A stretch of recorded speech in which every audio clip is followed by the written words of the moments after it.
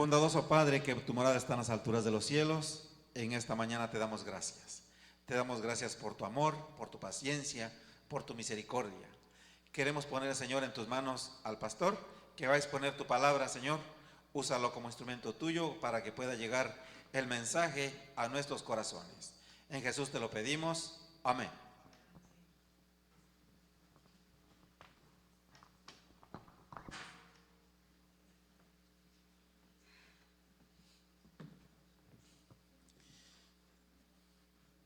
No son las palabras, es el poder. Es el título del tema de esta mañana. No son las palabras, es el poder. Primera de Corintios 4:20, como leyó nuestro hermano Abel, porque el reino de Dios no consiste en palabras, sino en poder. Esta carta a los Corintios, nosotros sabemos que fue escrita por el apóstol Pablo. Si leemos en 1 Corintios 16:8, vamos a ver que él se encontraba en Éfeso aproximadamente a principios del año 57 después de Cristo. Cuando él la escribió, estaba por partir a un lugar que le llaman Grecia, ustedes conocen, y Macedonia. Pero él esperaba permanecer en Éfeso hasta el momento de la celebración del Pentecostés, según 1 Corintios 16, del 5 al 8. Pablo mismo fue quien estableció esta iglesia durante su segundo viaje misionero. Saben que el apóstol Pablo era un viajante, un misionero que iba de lugar en lugar. Y él pasó en aquel lugar por lo menos 16 meses o 18 meses en este caso, 1 año y medio predicando.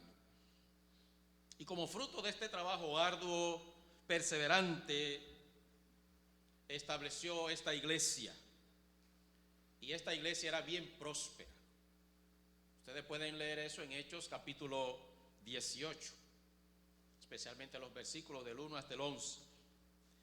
Sin embargo, mientras la iglesia iba creciendo, pues también las dificultades iban creciendo. Los conflictos iban creciendo. Numerosos problemas que demandaban que el apóstol estuviera presente. Y el apóstol Pablo, habiendo escuchado todas estas situaciones, escribió 1 Corintios.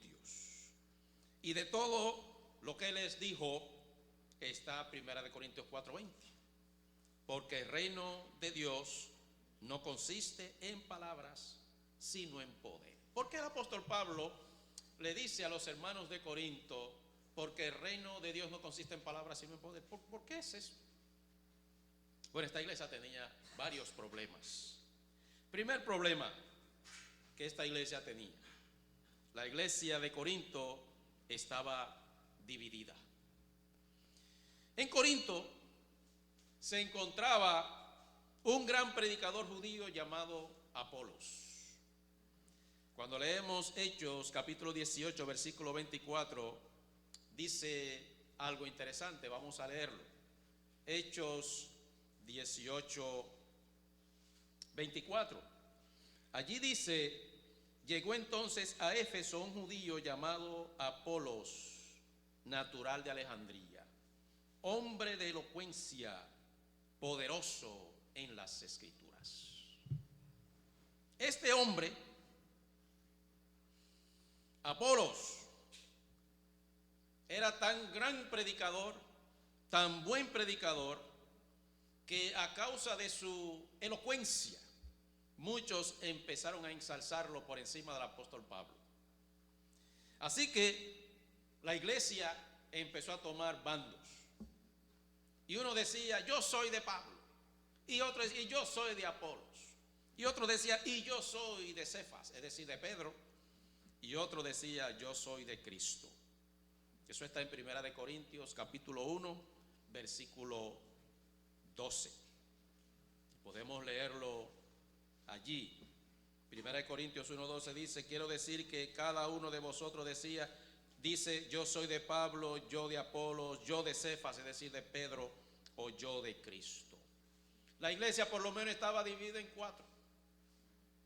cuatro grupos. Y aquí no estamos hablando de grupos pequeños. Estamos hablando de 4 bandos que peleaban, que se contradecían, que querían el control. Un segundo problema que esta iglesia tenía era que los miembros vivían en medio de una población corrupta. Muchos que habían renunciado de sus caminos de impiedad recayeron en sus antiguos hábitos de vida. ¿Qué sucede?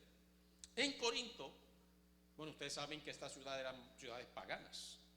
Había un templo dedicado a la diosa Afrodita. Afrodita era la diosa del amor. Y para adorarla a ella, se adoraba teniendo relaciones sexuales en el templo. Había alrededor de 1000 bellas muchachas en el templo que eran prostitutas públicas. Bueno, hoy le llamamos prostitutas públicas, pero ellos le llamaban sacerdotisas. Mira qué bonito nombre. Así que todos los paganos que querían adorar a la diosa Afrodita, pues venían a adorarla con las sacerdotisas, las prostitutas. Recuérdense que Afrodita era la diosa ¿de qué? Del amor. Miren cómo estaba la población pagana adorando a sus dioses. Muchos hermanos de Corinto habían venido de esa mala costumbre, de esa falsa adoración. Y ellos vienen ahora a aceptar a Cristo como su Salvador personal. ¿Y qué sucede? Con esa mentalidad ellos vienen a la iglesia, pero ya han sido rescatados, ya han sido renovados, ya han sido transformados. Sin embargo, es un problema. Las divisiones hacen que uno caiga en la pasada manera de vivir. Cuando uno empieza a decir yo soy de fulano, yo soy de mengano, yo soy de sutano, pues esa persona se deja llevar por lo que dice mengano sutano, no por lo que dice la palabra de Dios. Y la persona empieza a corromperse de nuevo. Y empieza a pensar igual que como pensaba antes, a hablar como hablaba antes, a actuar como actuaba antes. Porque es que ya su fe no está basada en lo que dice la palabra de Dios, sino lo que dice fulano de tal que a mí me gusta seguir, fulano de tal que es el que habla bien, fulano de tal que es el que yo siento el poder del Espíritu Santo. Si no es él, no siento nada. Hermanos que son homocéntricos, no cristocéntricos. Hermanos que su vida espiritual gira alrededor de un predicador, que su vida espiritual gira alrededor de alguien que habla bonito. Hermanos que su vida espiritual gira alrededor de alguien que habla como a mí me gusta, que dice lo que yo quiero escuchar. Hermanos que olvidan que su salvación está en Cristo Jesús, no en lo que dice fulano, mengano o sutano. Otro problema era que la iglesia de Corinto se había desacreditado.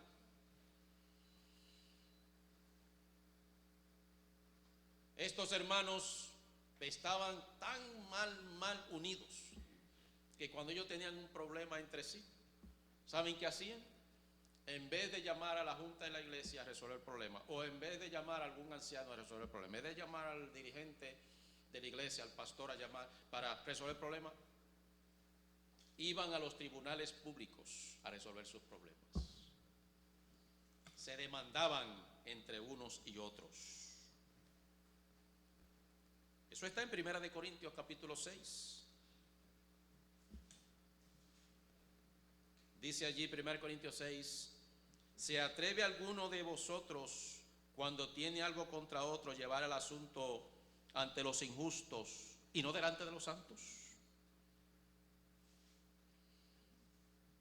Los hermanos, cuando tenían un problema, en vez de resolverlo entre ellos, mejor preferían resolver su problema con los injustos y no con los santos, como dice el apóstol Pablo.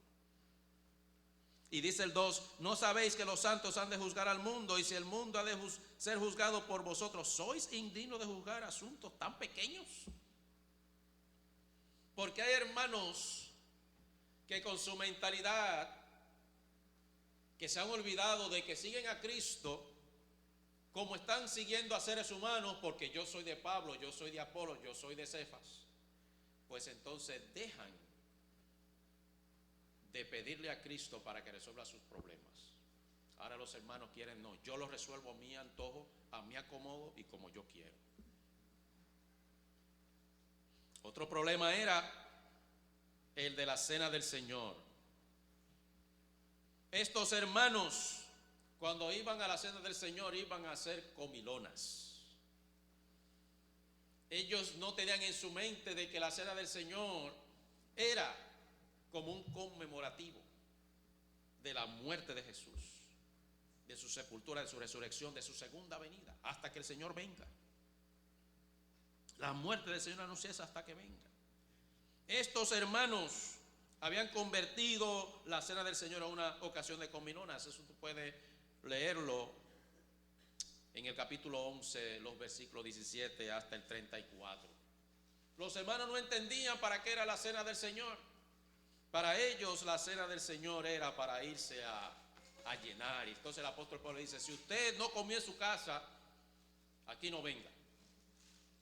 Coma primero en su casa y después venga a participar de la cena del Señor. El problema es que muchos hermanos que eran poderosos en cuanto a su influencia, ya sea personal o monetaria, económica, pues entonces pasaban primero y comían todo lo que había.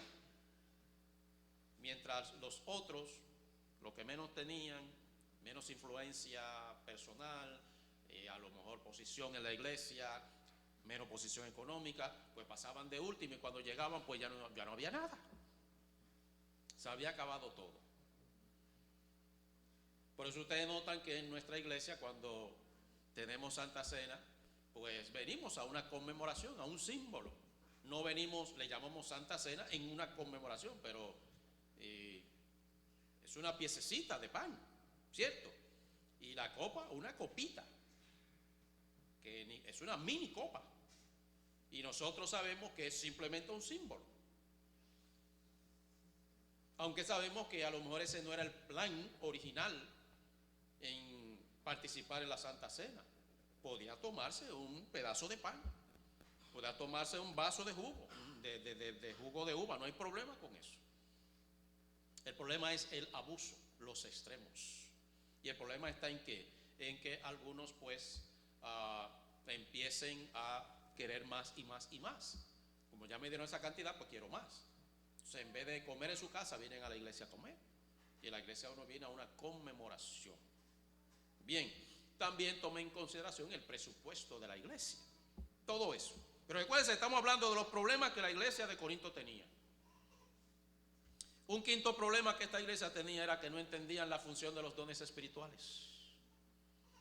Ellos no entendían que en la iglesia uno era apóstol, otro era profeta, otro era evangelista, otro era maestro, otro era un administrador, un servidor, un diácono. Ellos no entendían eso. Entonces el apóstol Pablo tiene que dejarle claro este tema. Usted puede leerlo, los capítulos 12, 13 y 14 de 1 Corintios que hablan de esto, de la función de los dones espirituales, que ellos no entendían. Y un sexto problema que ellos tenían es que no creían que Cristo había resucitado de los muertos. Oigan eso. Algunos no creen en la resurrección de los muertos. Y por eso el apóstol Pablo les dice a ellos en 1 Corintios 15:12, pero si se predica que Cristo resucitó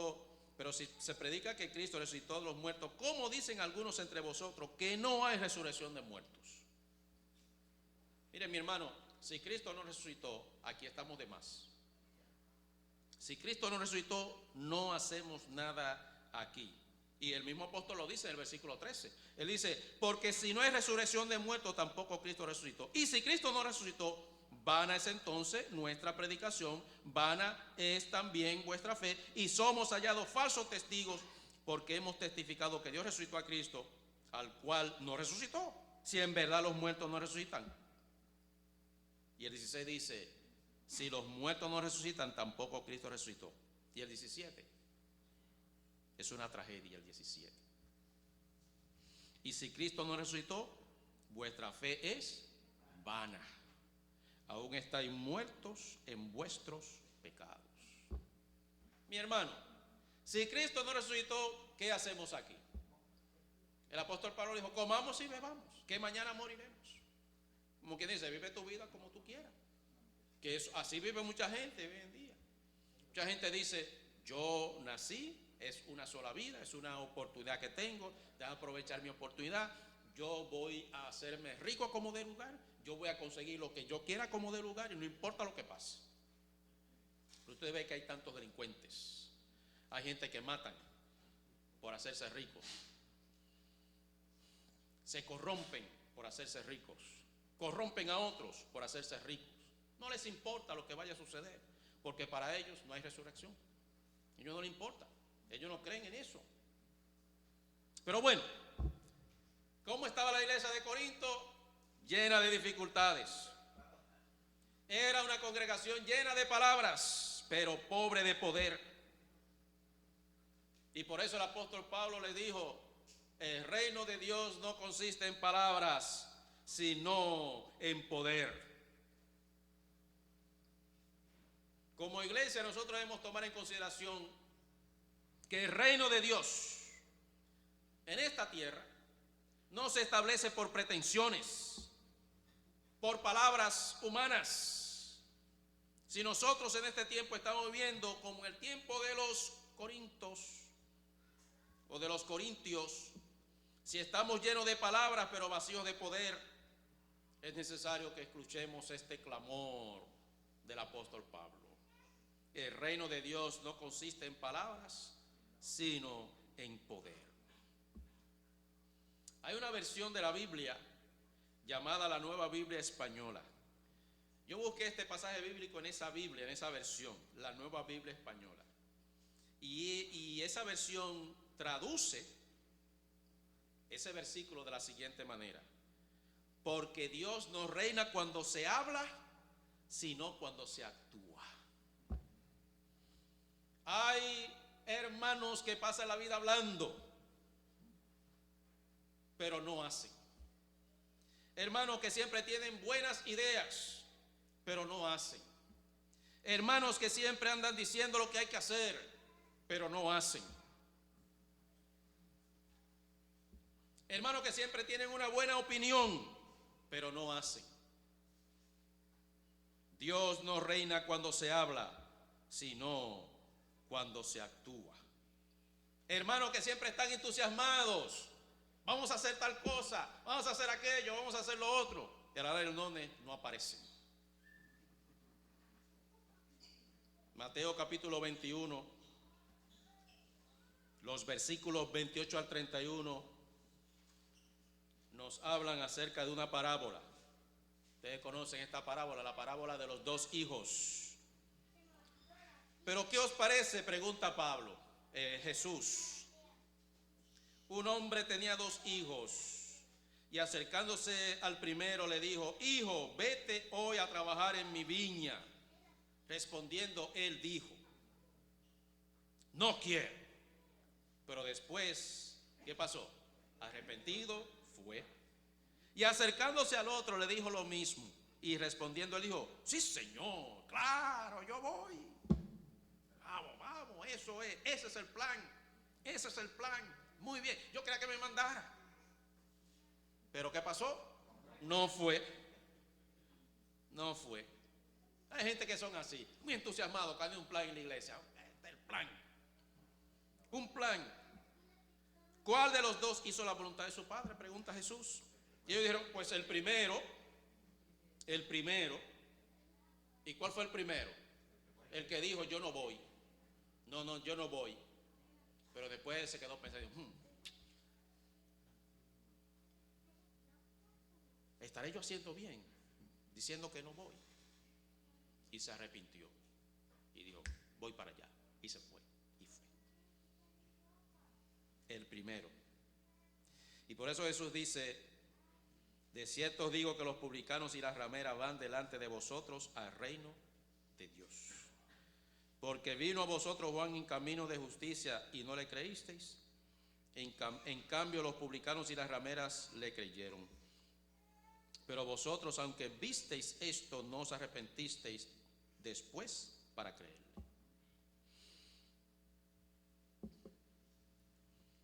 Hermanos que son así, que siempre están en teoría y siempre están en el medio, en todo en el medio. Pero a la hora de la verdad uno no puede contar con ellos, porque no van. ¿Y qué dice también el sabio Salomón en Eclesiastés, el capítulo 5? Dice él, cuando vayas a la casa de Dios, guarda tu pie. Acércate más para oír que para ofrecer el sacrificio de los necios, quienes no saben qué hacer mal, qué hacen mal. No te des prisa a abrir tu boca, ni tu corazón se apresure a proferir palabras delante de Dios, porque Dios está en el cielo y tú sobre la tierra. Sean por tanto pocas tus palabras, porque de las muchas ocupaciones vienen los sueños, y de la multitud de palabras la voz del necio. Cuando a Dios hagas promesa, no tardes en cumplirla, porque Él no se complace con los insensatos, en los insensatos. Y entonces dice, cumple lo que prometes. Mejor es no prometer que prometer y no cumplir. No deje que tu boca te haga pecar, ni delante del ángel digas que fue por ignorancia. Yo no sabía, no me di cuenta. ¿Por qué hacer que Dios se enoje a causa de tus palabras y destruya la obra de tus manos? Muchos de nosotros fallamos por hablar tanto. De paso, déjenme decirles a ustedes, hermanos, el día que a ustedes lo bautizaron, se hizo un examen, lo que le llama el voto bautismal. Y el voto bautismal dice cómo usted, como cristiano, debe comportarse. No solamente qué creer, sino también qué hacer. Y ese voto bautismal dice que usted es una persona no solamente de palabras, sino de acciones, donde usted debe vivir de acuerdo a lo que dice la palabra de Dios. No importa si usted dice que es un adventista, pero actúa como actúan los demás. Cuando usted habla mucho pero hace poco, Dios no reina en usted. Los corintios, por ser solo cristianos de palabras, estaban llenos de problemas, pero estaban vacíos del Espíritu Santo. El reino de Dios no consiste en palabras, sino en poder. Por eso yo pregunto a usted, mi hermano y mi hermana, ¿qué tipo de cristianismo está viviendo? ¿Se ha puesto usted a pensar eso? ¿Un cristianismo de palabras, pero vacío de poder? un cristianismo teórico, mucha teoría, de decir, sí, yo soy. Pero a la hora de la verdad, usted no es. ¿Es o no es? ¿Es o no es? Nuestra relación con Cristo no va a crecer o mejorar por decir que somos adventistas. Eso no es suficiente. Pero usted dirá, yo soy adventista el séptimo día. Eso no es suficiente. Para usted crecer en santidad debe ser lleno del poder del Espíritu Santo.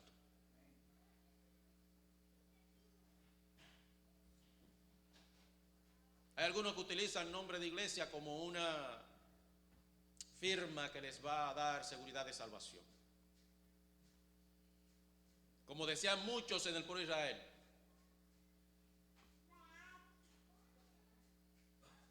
esta es la casa de Jehová, casa de Jehová, casa de Jehová es esta. Y como está aquí la casa de Jehová, mientras esté la casa de Jehová, estamos bien, estamos salvos, aquí no va a pasar nada, todo está bien, Dios está con nosotros. Y estaba la casa de Jehová, pero Jehová no estaba en la casa. Y la casa fue destruida por el enemigo, el rey de Babilonia. Creyendo que porque la casa de Jehová estaba ahí éramos pueblo de Dios, cuando estábamos en pecado. Nosotros creemos que porque decimos somos adventistas estamos bien. Repito tercera vez, eso no es suficiente. No es suficiente. Por esto, yo pregunto de nuevo, ¿qué tipo de cristianismo está usted viviendo? Lleno de palabra, pero vacío de poder. Tenemos que ceñirnos a las verdades del Evangelio de Cristo. La iglesia de Corinto estaba trayendo problemas a la iglesia.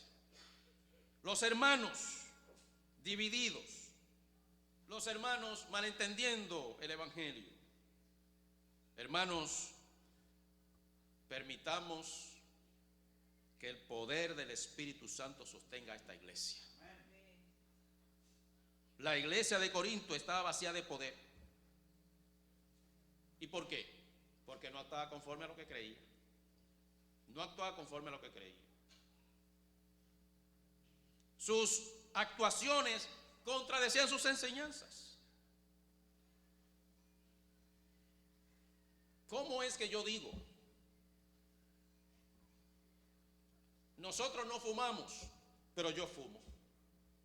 ¿Cómo es que yo digo? Nosotros no bebemos, pero yo bebo. ¿Cómo es que nosotros decimos? Nosotros no fornicamos, pero yo fornico. Nosotros no adulteramos, pero yo adultero. Nosotros no robamos, pero yo robo. Nosotros no chismeamos, pero yo chismeo.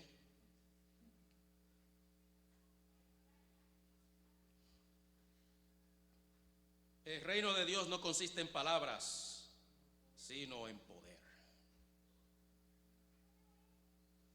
No basta, y lo digo cuarta vez, decir soy adventista el séptimo día. No basta. Por esto la iglesia de Corinto estaba languideciendo, se estaba muriendo. Si usted desea que esta iglesia crezca, si usted desea que esta iglesia se desarrolle, deje de solamente llamarse adventista el séptimo día y pase a las filas de los que se dejan llenar por el poder del Espíritu Santo. Dígale no a la hipocresía. Dígale no a la mentira. Deje de estar jugando dos bases.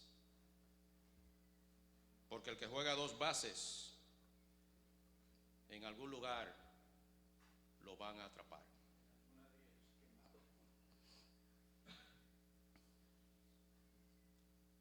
Prosperemos para la gloria del Señor. Dejémonos llenar por el Espíritu Santo. Por eso yo digo a los que dirigen esta iglesia, déjense llenar y guiar por el poder celestial. Dirigentes de la iglesia que no están llenos del Espíritu Santo no son administradores sabios. Dirigentes que se dejan llenar por el Espíritu Santo son administradores sabios.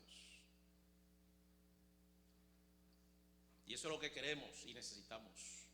Administradores llenos del Espíritu Santo. No de palabras, sino del Espíritu Santo. Porque los dirigentes que solo andan en palabrerías, en discusiones, en contradicciones, no luchan para que la iglesia cumpla con su cometido. ¿Saben por qué luchan? Porque quieren poder. Y no el poder del Espíritu Santo, sino poder de controlar para controlar. Trágico. ¿Cómo es que usted habla porque usted quiere controlar? Déjese controlar por el Espíritu Santo. Déjese dirigir por el Espíritu Santo. Yo soy el pastor. ¿Saben qué? A mí no me interesa controlar. Y yo se lo he demostrado a ustedes. No me interesa. He demostrado en palabras y en hechos. ¿Por qué? Yo no creo en eso. Yo no creo en control. Yo creo en unidad.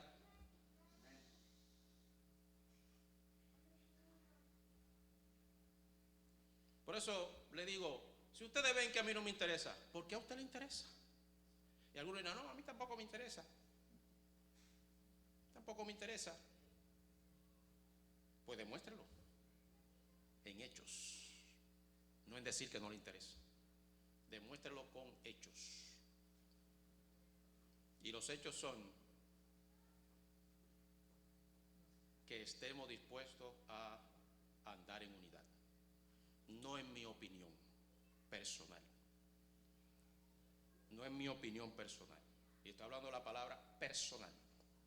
Que yo puedo tener una opinión, pero si la opinión es bíblica, es una opinión buena. Pero si es una opinión personal, deje su opinión personal a un lado. No nos interesa. No nos interesa. Lo que nos interesa es la opinión bíblica. ¿Qué dice la palabra de Dios?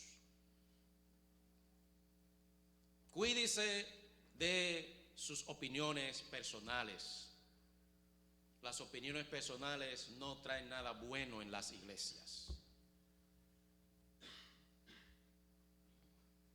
Y a los que están aquí dicen, bueno, yo no tengo ninguna función en la iglesia, yo aquí no soy nada. Aquí soy un miembro nada más, o un visitante. Yo no soy ni de aquí. Eso no tiene que ver conmigo. Tu pensamiento, mi querido hermano y hermana, no es correcto. Aunque no tenga ninguna función en nuestra iglesia aprobada por la Junta o por la misma iglesia en pleno, tú tienes una función que Cristo te dio. Mateo 28:19 dice, id por todo el mundo y predicad el evangelio. Tú eres un misionero, tú eres una misionera. Y si tú en vez de ser misionero o misionera, lo que está en cosas que son palabras vacías de poder, está trayendo problemas al evangelio de Cristo. Y Cristo no quiere que le traiga problemas al evangelio. Cristo quiere que tú promuevas el evangelio. Eche hacia adelante el evangelio. Que el evangelio crezca. Que se predique con poder. Por eso yo le digo aquí a todos mis hermanos, déjense llenar por el Espíritu Santo. Vacíense de palabras.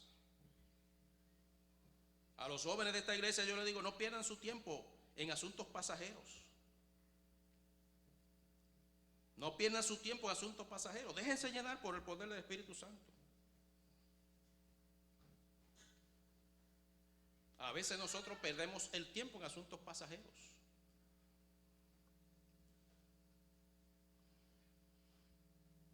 Déjense llenar por el poder del Espíritu Santo. Los jóvenes puestos en las manos de Dios podrían llegar a ser una grandiosa bendición para la iglesia. Lo voy a repetir. Los jóvenes puestos en las manos de Dios pudieran llegar a ser una gran bendición para la iglesia.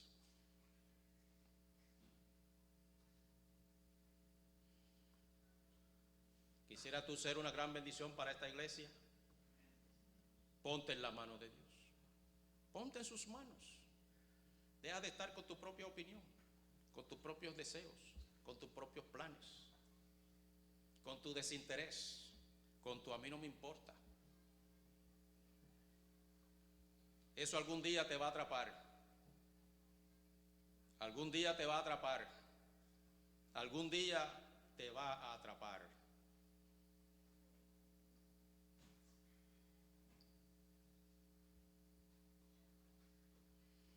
Que a los niños que están aquí, enseñémosle a los niños quién es el Espíritu Santo. Hablemosle a los niños del Espíritu Santo, para que ellos puedan entender, que ellos puedan pedir a Dios que los llene del Espíritu Santo. Y aun cuando usted diga, bueno, se me hace difícil explicar, ni yo mismo entiendo. Explíquele como usted pueda. Como usted pueda. Y aún usted, cuando no puede explicarle por cualquier razón, dígale a su hijo, pídele a Dios que te llene del Espíritu Santo. Pídanle, dígaselo. Si nosotros deseamos que el reino de Dios more entre nosotros, supliquemos a Cristo, quien prometió el descenso del Espíritu Santo. Él lo dijo: pedid y se os dará, buscad y hallaréis, llamad y se os abrirá. Mis queridos hermanos, adultos, jóvenes, niños, no son las palabras, es el poder del Espíritu Santo. No son las palabras. Si queremos una iglesia reformada, si queremos una iglesia transformada, si queremos una iglesia santificada, vivamos no por las palabras, sino por el poder del Espíritu Santo. Nuestra iglesia debe ser sostenida por el poder del Espíritu Santo, no por el poder de una opinión personal. Nuestra iglesia debe ser sostenida por una vida completamente consagrada a Cristo Jesús. Porque el reino de Dios no consiste en palabras, sino en poder. Dejémonos de teorías y vivamos de acuerdo a su voluntad. Las teorías son buenas, pero las teorías sin práctica no sirven de nada. Las teorías sin práctica lo que hace es que uno se seque. Y uno mismo, si uno es honesto, uno mismo se dé cuenta: yo no soy honrado, no soy honesto con mi iglesia, yo no estoy haciendo lo que Dios quiere.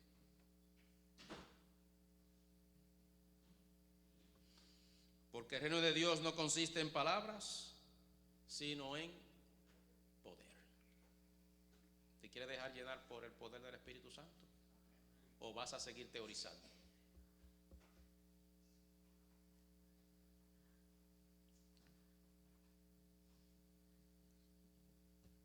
Vamos a orar. Padre nuestro que moras en los cielos, gracias porque tú eres bueno. Gracias por tu amor y bondad.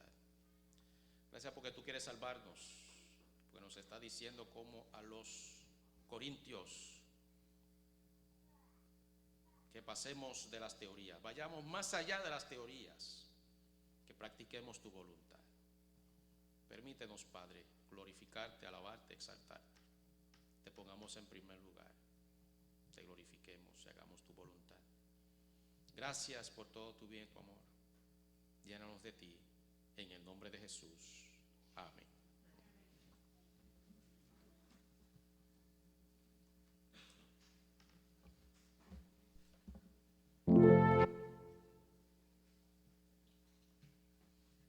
Ahora, para finalizar, vamos a buscar el himno número 190. Padre nuestro, gracias, porque el reino tuyo no es teórico, es práctico.